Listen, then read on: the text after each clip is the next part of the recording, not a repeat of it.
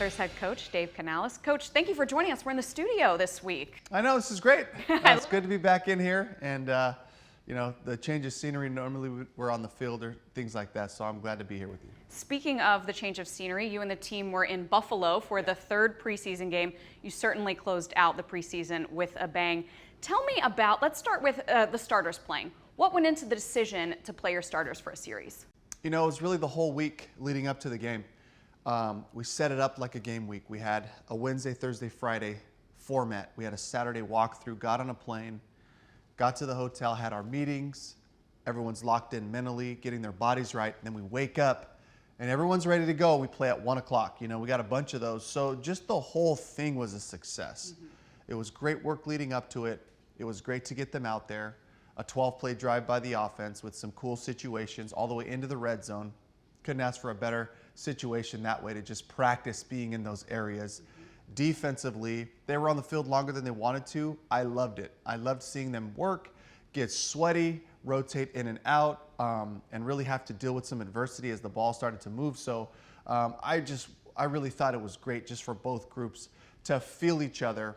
Some new guys, some new faces, you know, and to feel what they're like on game day. Guys that stood out like Nick Scott, the energy, the aggressive play, capping off hits, firing people up on the sideline. Just some guys like that that kind of emerged with their uniform on that I was pleasantly surprised with. You are known for your energy. You want energy from the players. Did you feel it there at the game?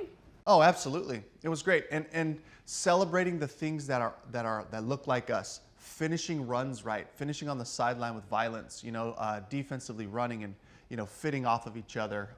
Shaq had a really nice sideline to sideline, classic Shaq Thompson play.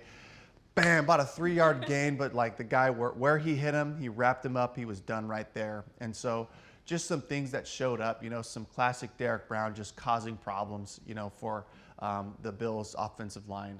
So really cool to kind of see those things. I want them to know what they can count on week to week. All right, Coach, well, it was a success all around in Buffalo. What else stood out to you about the game? Well, I think it was just exciting to have the opportunities for Pete Hansen, our linebackers coach, to call the defense for the first half. And then Jonathan Cooley, our defensive pass game coordinator, called the second half.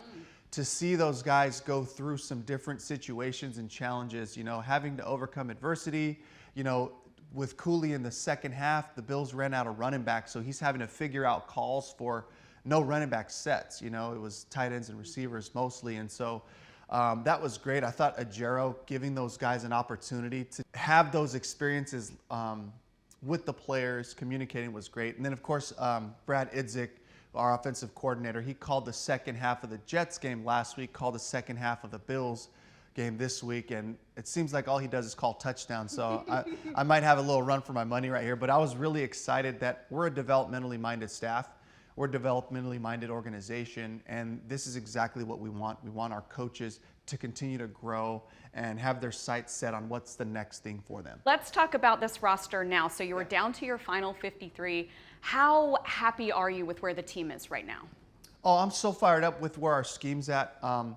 The culture of what we're trying to do, the language and how we treat each other in this building, and just having that mindset of like working on the next thing now, you know, and just having that presence together. So I love where we're at in that regard. But again, this is a really important time for us to really evaluate everybody. We have a lot of information on guys, but as we look across the league, we're looking to challenge our roster, challenge all these positions that we've kind of, you know, assembled through the spring and through training camp. But like, there's still a possibility that we can find someone that's going to help the Panthers. I love having that mindset for ourselves, for the coaches, and for the players that are here. Like, guys, we're going to compete to put the best team out there week 1.